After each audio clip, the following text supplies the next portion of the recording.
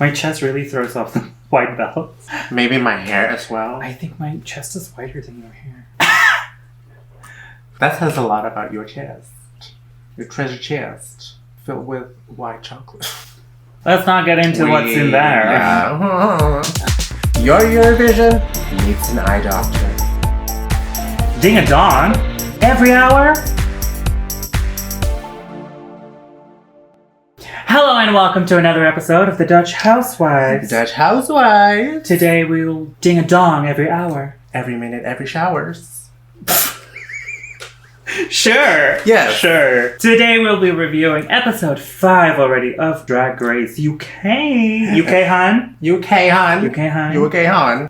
And this is a very special episode for us, because what do you get when you mix Drag Race with Eurovision? Dutch Housewives. Dutch Housewives. Dutch Housewives. And now also RuRuVision. Yes, coming for our brand. What is Rude. this? Rude. This is one of the two crossovers we dreamed of. Yeah. Either drag queens at Eurovision or Eurovision and drag queens. And we could have gotten both. We can still get both. We can still get both, Because yeah. I don't know if they're rumors or if they're just out loud wishful thinkings, but there are some people saying that they feel like the Frock Destroyers might be the representatives of the UK this year. Yes. So that would be the biggest crossover event for us. This is like drag and Eurovision MCU, the Dutch Housewives cinematic universe. Are we even ready for that? No. No. No. No. No. But I'm not ready for anything these days. No, but this is a very special episode as well because it's the first episode after their break. So we already saw that last week at the end of the episode. They've already did a big announcement. Yeah. It was intense. Yeah. Oh my god. So, of course, the queens were sequestered while filming. I mean, in the special, Ellie Diamond said that she heard some of the news while looking at the news in the morning in the hotel. Yeah. But they didn't really know the severity. So the pandemic broke out early March in Europe. So they had to halt production. And they came back 7 months later. 7 months. So it's weird. Everything, yeah, everything can happen. We had Drag Race Holland in between, so they could watch us from their house. They literally shot and released the first episode of Drag Race Holland within the time that the UK queens were on hiatus. Mama. That's weird when you think about it. That's weird, yeah. But also, thank God, because I think we took the slot for the Drag Race UK that they were originally going to do. Because I think they would have... They shot in February, March. Yeah. Then probably would have been released around September, October. Yeah. So, thankfully, we didn't have to be without Drag Race. Yeah. And then we filled in the spot. Yeah. Then we got all the... Us too. Yeah, us too. Yes. 7 months. 7 months is a long time. What will you do in the 7 months? Imagining around 7 months? Yeah. I would stone the shit out of all my dresses. Waking up, skipping breakfast. Yeah. I think I would another club. Stone, another stone, dress. Yeah, I think I would spend some time, of course, recollecting myself, but also, of course, you need that. But also, I would try to really improve my drag. I mean, 7 months, I think that's the most time a queen has ever gotten for RuPaul's Drag Race to really improve on your drag. Yeah. So use it. The great thing is as well that they've been to Drag Race. They know what it's like. And then get 7 months to really incorporate the critiques they've had. That as well. The only queens that get that privilege so far is people that are on All Stars. Yeah. People could have used it really to their benefit. And I think RuPaul expects that as well. Because we'll see later on that she's kind of a little bit mad. She had a Tyra moment. Or disappointed. Yeah. She was disappointed. Tired mode. I don't want to see any H&M. From 2 weeks quarantining, that luxury. 2 weeks. 2 weeks. Yeah, luxury. I haven't seen friends since March. I haven't seen any of my colleagues since March. Well, some. In the park. At a distance. At a distance, yeah. 2 weeks is nothing. Yeah. So after 7 months, things have changed. The workroom looks different, but most importantly, the lighting in the confessional. The lighting. Suddenly we're watching like a true British TV. Like that game show kind of quality. I mean, it's not a bad quality. I don't know what different. It is, but the production just felt a little different. Yeah. And it felt more like a British program. Yeah. And that's not a good or bad thing. Yeah. It's just, it felt different. Yeah. And not only the program was different, the queens all look a little bit different too somehow. It's like they had some TV money for some Botox. Yeah. Some lift lips.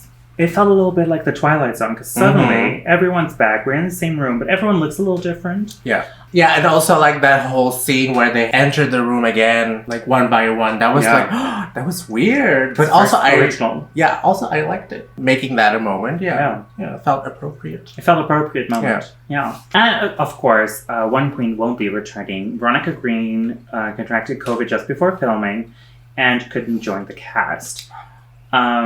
This is so sad because she was doing well. You should see the COVID special as well. Yeah. Or the Miss Rona special. Miss Rona special, yeah. Queens in Lockdown, I think it's called. Yeah, yeah. Because they give a behind the scenes of their life in the 7 months between filming. Yeah. Also for the eliminated queens. Yeah. So you get a behind the scenes for everyone. And we see that Veronica has been working on new dresses and everything as well. Mm-hmm. So it's really sad that her dream gets... The bubble is bursting twice, so to speak. Crushed, yeah. And that's painful to see, especially because she talks about falling into a depression over the summer. And it's been hard for everyone. It's been hard for every queen, especially because the entire sector just fell away.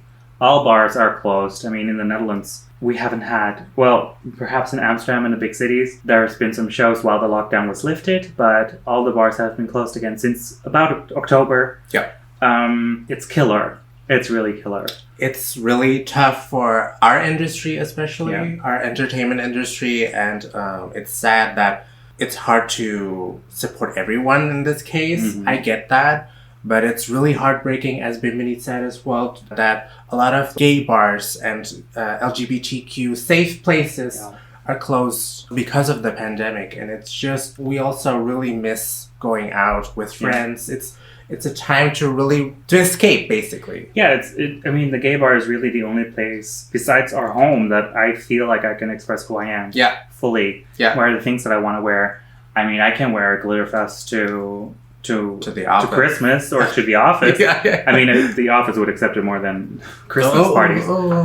But it's really the only place that we felt like we could share our thoughts and be safe. And that's also partly why we started or rebooted the YouTube channel, because we wanted to talk to you guys and have our little Eurovision and Drag Race community together to really talk about the things that make us happy in life. Yeah. Thank you so much for watching our videos. It's been so much fun sharing this with you guys. Yeah. We started out with Drag Race Holland, and we're so happy to continue just because we feel the support. And we really having conversations in the comments, also on Patreon and on Instagram. And it's just really nice to get in touch and not be alone. Yeah. And share some interests and some fun TV and some fun shows. So let's get into it. Yeah. And share with us in the comments down below, or on Instagram or on Patreon, how you've been dealing with the pandemic. And what have you been up to in lockdown? Have you discovered new hobbies? Have you developed some new skills? Because I got a burnout. That's a new skill. Shouldn't be one. Well, I got really good at it. Yes, you put it on your thing. I will not. No. But let's continue with the fun stuff, because we're back in charge. We even get a new queen. The queens vote on Joe Black to return. Yes. Who'd have thought? Well, we thought. Yeah, so they brought in the eliminated girls. Except for Ginny. And the queens had to vote in who actually gets to return, which is quite a gag. And they also had to reveal the votes as well, so it was very survival style.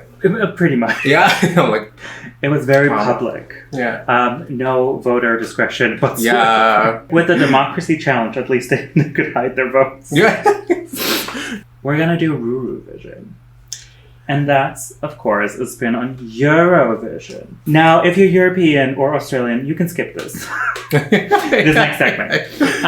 So Eurovision is this big international European song contest, not a singing competition, what a lot of people think. It's not like Idols or The Voice. None of those things. It's a song competition. Every country either internally selects or has a competition to decide which song will represent them at the Eurovision Song Contest. Yeah. Now, this is a week-long spectacle with 2 semifinals and a big finale, hosted by the country that won the previous year. Yes. And of course, the Netherlands won in 2019. 2019. We prepared for Eurovision Song Contest 2020, got cancelled because of the COVID, the Rona.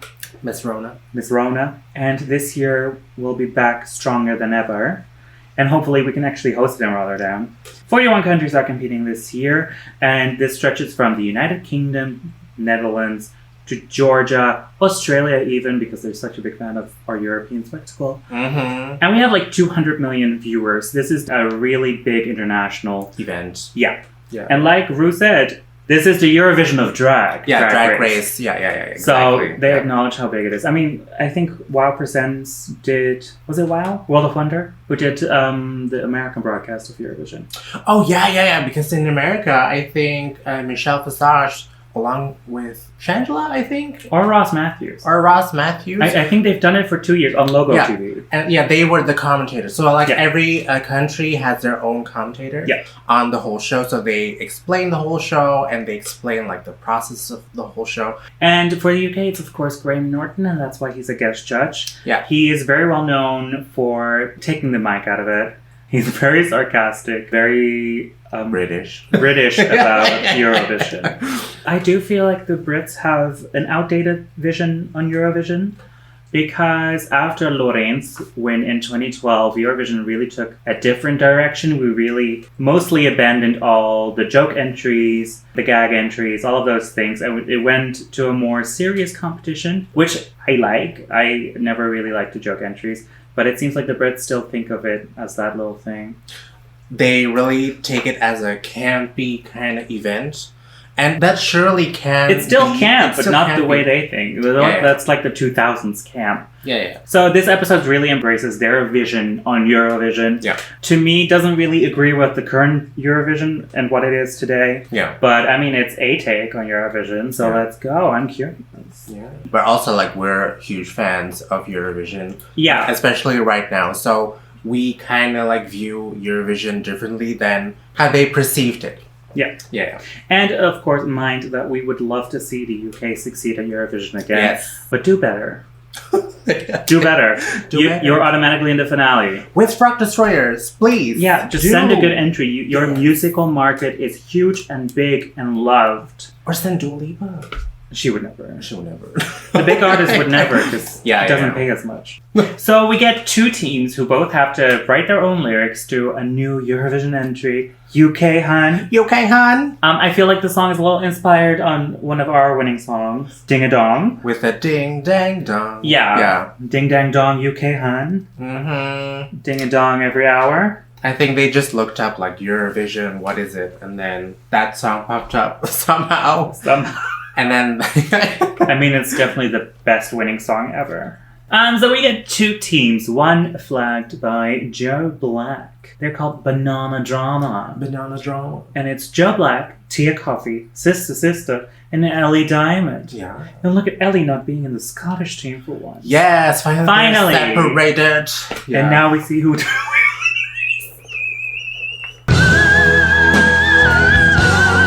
Well, that's settled. It was already settled because every time they're in a pair, Lawrence Chaney wins. Yeah. Now too. So... Ellie still needs to find herself, but it's fine. It's fine. After 7 months.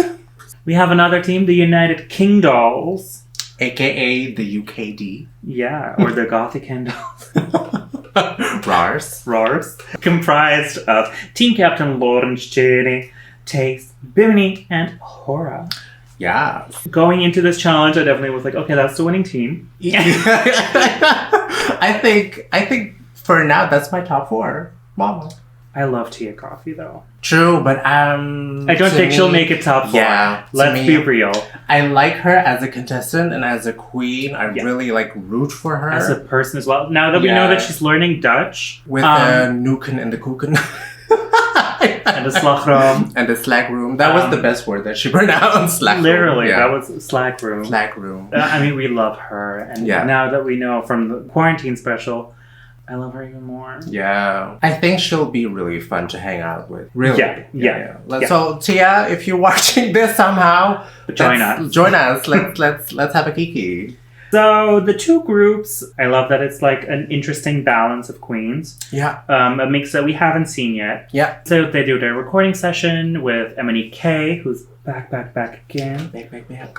And they have to think of their own choreography, which usually ends in two ways, either drama or drama. Yeah, good drama or bad drama. We're going to the main stage, according to my notes. We have Michelle, MNEK, and of course Euro commentator Graham Norton as the judges. I love this bit they did as their postcard. That's very Eurovision. Oh, yeah. They felt very outdated postcards, because usually it's more like artistic now these days. Yeah. And more effort. Yeah. A lot more. Yeah. But I love that they included it, because that really, like, they played like the tune of Eurovision and then the postcards. It felt very like I was younger again, sitting on the couch watching Eurovision, looking at us not qualify. Yeah. I also love like, and number 69 we have Banana Drum. They charted on number 69. Oh, they charted on number 69. Love that. So first up we have UKD. UK Doll. Hubba. I think this could have been a really successful joke entry in the early days of me watching Eurovision. I think a couple of years ago, I think this could have easily qualified for the finale. Yeah. For real. Yeah. If the vocals were live, and of course, that's where they missed out. Yeah. I thought it was a really fun performance. They were all having fun. They were in sync. They really felt like a good group together. Outfits were cute. The lyrics were good. I felt like everyone was on point of this one. Yeah. I thoroughly enjoyed this. Yeah. Even though like Lawrence Chaney struggled a little bit. A little bit. Especially like in the recording booth. I felt like she really delivered it as like Darien Lake with the walking down the street in the dirty feet. Lawrence Chaney's up in this gig from Helensburgh to Edinburgh. Like no conviction, no confidence. It was really, but she really pulled it off. In the end, it was really good. Yeah, everyone. And I completely agree. They all won a repeater badge. Yeah. Because this was really a good team effort. Well done. Okay. Ladies. Excuse me, ladies. So next up we have Banana Drum, the last entry for the night. What I loved, especially because we watched One Division just before Drag Race, every outfit came from a different era. Love that for them. Yeah, no, it was uncoordinated. Oh, yeah. It was pink, and that's about it. That was like the only coordination. It's like on Project Runway, none of them can agree. And they say like, oh, we'll just use the same color of fabric, and then think that's a theme for a runway. This kind of felt like that. Uncoordinated. I didn't feel like everyone was giving it their best. No. There was not a lot of energy in performing and the dancing. If you're not a dancer, you can still give it your all at failing. Yeah. But I really do have to say, like, I loved Tia's rap and look, but I really loved Sister. She really popped. I can't believe that I'm saying that, because I was sleeping on her a little. Well, I wasn't sleeping. She was sleeping as well. It's the new phase. No, but she really came back with a new energy. She came back with a fire lit under her. Legit. Yeah. She came back with a confidence she didn't have. Yeah. And it's working so far. Yeah. She really had fun performing. Had good lyrics. Yeah. I enjoyed Tia's look, but that was about it. I didn't care too much about Ellie and Joe in this challenge at all. To be honest, no, not really. Yeah. I think this has to do with the fact that they're all very different from each other. Yeah. And they don't complement each other. They're very different styles of, like, Joe Black has, as she said, has like a very old style drag. Yeah. Like where it's like old lady singing the piano kind of thing. Doesn't really mesh with, for instance, Ellie Diamond's drag. It's very young, very like high energy, high performative. And then you also have Tia and Sister who also like do their own thing. It's really not complementing each other. And I think that's really their downfall this week. That's what you get when you go for camp for Eurovision. Yeah, but also like it was half-assed camp. I mean, the joke entries usually were. I mean, I just have to think back to I think it was Ireland with the turkey, with the Ireland de 12 points. No. Oh, yeah. It doesn't work. And some people are going to vote out of it as a joke. Yeah. But you're not going to win it. Unless you fully go for it. Go for a full camp. Like, kind of like Werq. Werq, yeah. Werq. That's camp, but she didn't win, huh? No, she didn't win. But she, like, I think she was second, right? She was second, yeah. She was second, so she really was very popular. So, like, go for full camp, go for full cheese. It was like ding, ding, dong, and then... What was that? Like... If you want to go full cheese, go Buddha. Don't go... Go Dutch cheese. Don't do processed cheese. Don't do American... cheddar, processed... Or American cheddar. I vomit when I see it. You guys really need to try some Dutch cheese, okay? Gouda. Beemster. I love that there was not a happy face among the judges. Not one. I think Emily K smiled once. From Tia Kofi's piece? Yeah. But that was it. That was it. And RuPaul did not clap. She did not clap. It was like... I came back from quarantine for this. I came to the UK for this. What? No, Mom. Yeah. Ooh, I felt that one. I was like, okay, there's a big storm coming. Yeah, something's a brewing and it ain't coffee. It's tea. Nor Joe Black or green coffee. Oh, it is coffee. Yeah. Cup of Joe and tea of coffee. Yeah. I didn't know that. You said that like... Yeah, cup of Joe is coffee. Yeah, cup of Joe. I think it's American slang. So I'm not sure if Joe Black got it, but I can imagine someone being like, hey, can I get a cup, Joe? Why do I sound like the 20s? Why did I go for a 20s accent? Maybe that's like a 20s slang. It's Joe's style. I was emulating the style. Let's get back to the runway. Runway after 7 months. In true British fashion, there was no Eurovision fashion. Why was the runway theme and the lip sync song not Eurovision related? Yeah. A Day at the Beach? We've had 63 years of Eurovision, of iconic looks. In the last 20 years, we have so many iconic looks. Why not do an outfit inspired by a good Eurovision act? I want to see Werq Verduchka. I want to see Eleni Ferreira. I want to see all that thing. All that thing. All dit? I want to see all dit. What I like all dit. I am flabbergasted that they didn't do it. Could have been like a whole week with Eurovision, but I don't think the episode is called RuRuVision. I know. Come on. They should have hired us, okay? Or like any other fan. And then like any other fan would give them that advice. Anyone from the mainland. Or Ireland. Come on. Or Sweden. Like. Oh, get a Swede involved and you'll win. Yeah. You'll have a Eurovision Sweden produces episode. like half the song. Somehow the runway theme is Day at the Beach. Day at the beach? Seaside.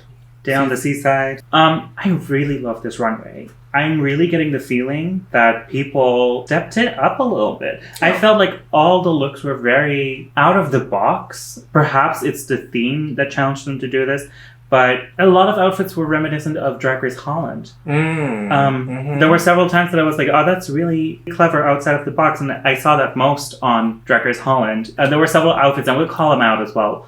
I'm going to tell you. We're going to mention it. Yeah. Yeah. People reference pictures.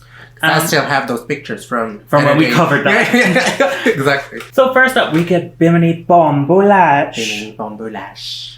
And she comes out in this baby blue baby couture, looking fabulous, looking editorial, looking like a Sunday afternoon on the island of La Grande Jette. That sounds like a reference. Yeah, she's giving me that Seurat painting. Yeah. Sunday afternoon on the island of La Grande Jette. I get that. Like the styling kind of like the feels era. similar. Yeah, the era.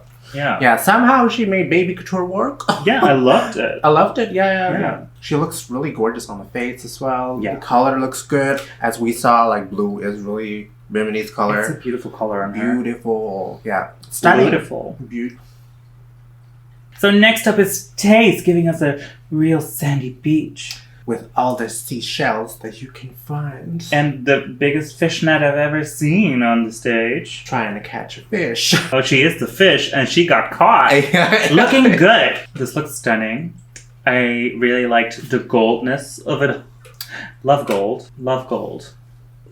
I think it was really clever, like the fitted fishnet, the accents of shell and sea creatures on her.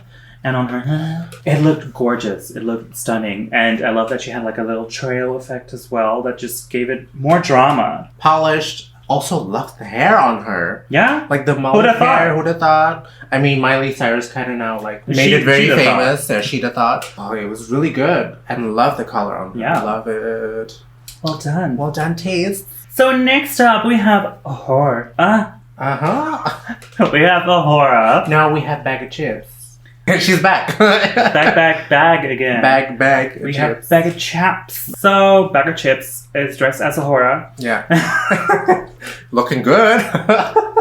This look reminded me a little bit of the Megan Schoonbrood idea, where she was like a droopy ice cream. Oh, with the drips. Yeah. I thought this was a really fun concept, executed to the T. Really well. It looked stunning. Everything was where it was supposed to be. Yeah. But I really love that she like threw the fork away with the fork. With the fork. It was really clever and out of the box, and something I didn't expect from her necessarily. Yeah. Apparently, she already had this in the bag 7 months ago. Yeah. Because we saw this in the background. Yeah, I saw this in her station. So I'm happy that she has it in her already before the critiques. To go for like a full campy kind of fun look. Yeah. Usually it's like queens like Manila with her spaghetti dress that dare to go this way. Yeah. So I really felt that Ahura went for it, and it really made it like a singed, polished look. Yes. It was really good. It was really, really good. I don't really have any critique. No. Next. So next up, oh boy, it's Lawrence Chaney. Oh boy. Oh boy. Yeah, boy. I hate RuPaul for that. Yeah, boy. I don't know how she did it, but she made silver and orange Werq. I associate that with road work. Sure hope it does. I sure hope it does. Yeah, I know what I was going to say. Yeah, it was stunning. Again. Like, Lawrence, can you just have a week off, please? Stop it. Please, stop it. And it's so quintessential Lawrence as well. Like, she has a really good style and polished. I don't know what it is about her, but I love her looks so far. Yeah. Like, my least favorite look is her promo look, I think. Promo look. Oh, yeah. It worked, and I didn't expect it to work. And it was a fun concept as well. Yeah. Also very outside of the box, so well done. Just keep this level up, you know? I mean, she won thrice in a row, so I think she's keeping So next up is Ellie Diamond in a cute little sexy seagull. Seagull. Yeah. If you've been to the beach, I don't know how it is in like Southern Europe or like anywhere else, but the North Sea, seagulls love to be loud out there. And they love to come for your bag of chips. Especially. So funny, like in Kristiansand in Norway, where I studied for a summer, they had a festival called Måkeskrik, and that's seagull screams. And it was a music festival, and I just loved that because the seagulls overhead are so loud there. Oh. It was really intense. We were just shouting Måkeskrik the whole time when it was screaming at us. So it's definitely a very North Sea experience. That's why I love that she went this route. It's very camp, very out of the box. Mm-hmm. So far outside of the box, she's still on the beach somehow. It was good. Yeah, I loved it. I was very impressed that she could pull that off in the workroom. Like, that looks like it took a lot of preparation time. So, yeah, impressive. Yeah. I kind of agree with Graham a little bit that I want to see a bit more of a drag version of this. A little bit more. Just a tiny bit more. Nah. She's taking a risk because she's not doing this every time. Therefore, I think we should appreciate the risk. I mean, it is a very different silhouette than she was doing Finally! before. Finally, not a box in the chat. For that, I really appreciate it. Yeah, I think I would love to see a bit more of a, like, zhuzhing it up. A little bit. I don't see how this look could have been dragged up more, personally. Pageant hair. Next up, it's Tia Kofi. The question remains. I love the concept, but like she should have started with the cherry and then went from there. The cherry was the best thing of the outfit. Yeah, because that had some glitter. Yeah, it felt, I wouldn't want to call it regional because then you're really, to me, saying that regional drag is not worth it. Yeah, that's a bit... I don't like saying that, and I don't like that they said that on the show. It just could have been elevated a little bit more, and I think she had the time for it. It's just sad that this was apparently the dress that she didn't upgrade during quarantine. Yeah. So, yeah, could have been better. And I think if she had given it time, it would have been better. Yeah. I think with this kind of concept, you really need to go for it. The concept on itself is crazy and out of the box. So I think it only could have worked if she made like a very clear silhouette where the cone was very clear. I mean, MNEK couldn't tell that it was an ice cream cone. Yeah. So that's a problem. I also agree that it just looked like a brown skirt to me. I mean, it was a brown pencil. It was a... She really needs to let go and just go for it. Just do it. Do it! Next up, it's Sister. I love this outfit. The worst thing that could have happened to her, and it's someone wore it better. But I do like her attention to detail. It's just less polished than Ahora's look, and that puts it into perspective. I think if Ahora wore something different, we would have gagged over this much more. Much more. I do like that I'm seeing an improvement in her makeup and her fashion. I really think she spent some time on that during quarantine. Yeah. However, her hair and makeup did give me a lot of Joe Black, to be honest. In a good way or a negative way? No. I mean, I love Joe Black's yeah. style, but I felt that she was very much looking like that. I mean, she had the kind of like same wig as Joe had during the challenge. So that was weird. A little bit, but then again, it looked good. It looked good. The concept was clear and it was well executed. I loved the seagull as well that was trying to eat her. Sad to see this twice. Yeah. And I get that Ahora might think that she stole it, but I also see it happening that Sister perhaps saw the look, but didn't register it and then later thought of the idea as her own. I mean, that happens all the time. Subconsciously, maybe she saw it, didn't register it, but then we're like, oh, what if I do like a bag of chips? I mean, it's been done before as well. Perhaps she just thought of the idea separately. Yeah. Because she had a bad outfit before, and then was like, I have to elevate it. What really says day at the beach for me? A bag of chips. Yeah. Fish and chips, if you will. Next up, last but not least, it's Joe Black. I was gonna say Chelsea Boy. It was very the wind challenge of Chelsea Boy.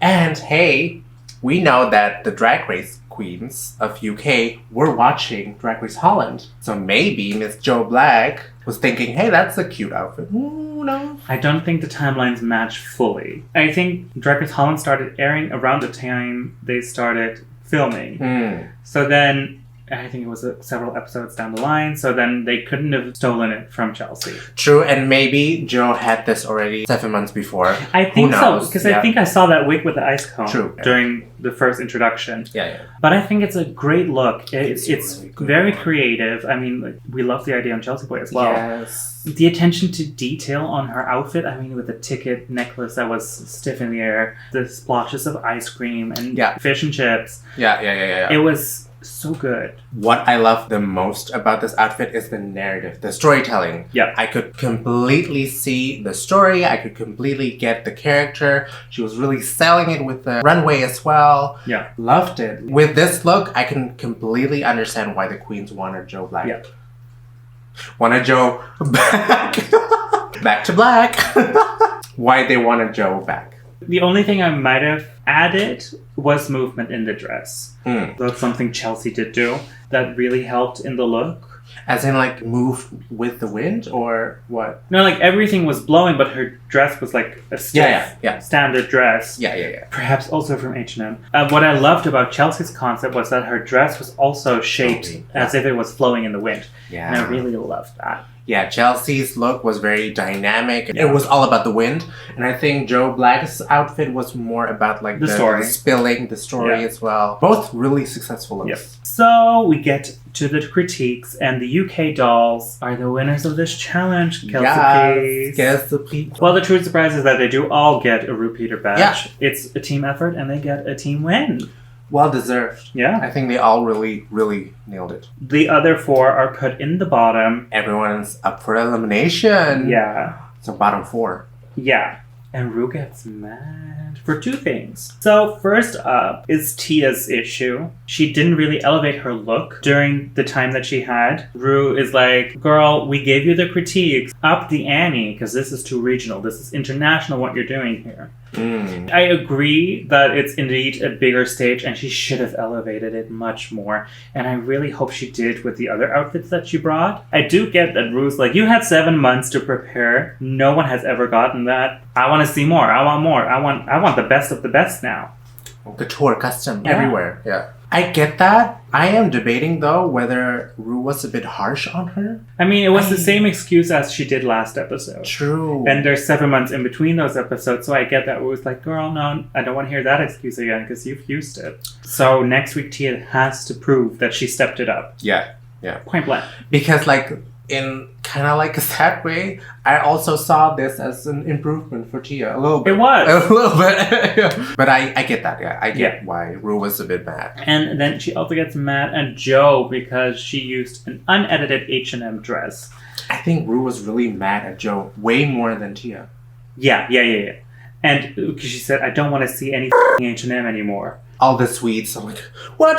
What have we done wrong with you? Poor sweets. Poor and Sweden. Yeah. We touched upon the subject of store-bought fashion before, and we stand by, like, it's okay if you buy fashion from mass producers like H&M, ASOS, but style it correctly, like Asttina did. Yeah. With her jacket, it was styled properly. Yeah. Joe just had the simple dress on and didn't do anything with it. Yes, and also it didn't really make sense with the character that Joe was trying to portray. Joe didn't really sell anything with that outfit. And also not with the dance. Also not with the dancing. It's not a sales pitch. No. Yeah. Unfortunately, Tia and Joe end up in the bottom together. They sing to a non-Eurovision song, which I think is a big miss. Yeah. Missed opportunities, but we've already covered that. Yeah. Joe, unfortunately, has to sashay away. And we're back to where we were before the quarantine. Minus Veronica, yeah. So that's it for today already. What do you think of Joe Black returning? What do you think? And leaving at the same time, yes. And you can support us by liking, commenting, and subscribing. You can follow us on Instagram, both on our Dutch Drag Race Housewife account and our personal accounts, and of course at Patreon if you'd like, for €1 or €3 if you're nasty. Yes. Or basically 1 beer a month. You can give up 1 beer a month and save us. Make sure to drink loads of water. Stay off the ice. Don't slip and fall. Okay, bye. Bye. See you next week. Oh, that's my nose. I just got a phone call from like commercial people. Can you imagine like answering the phone like, get what? I mean, I would gladly give that to them.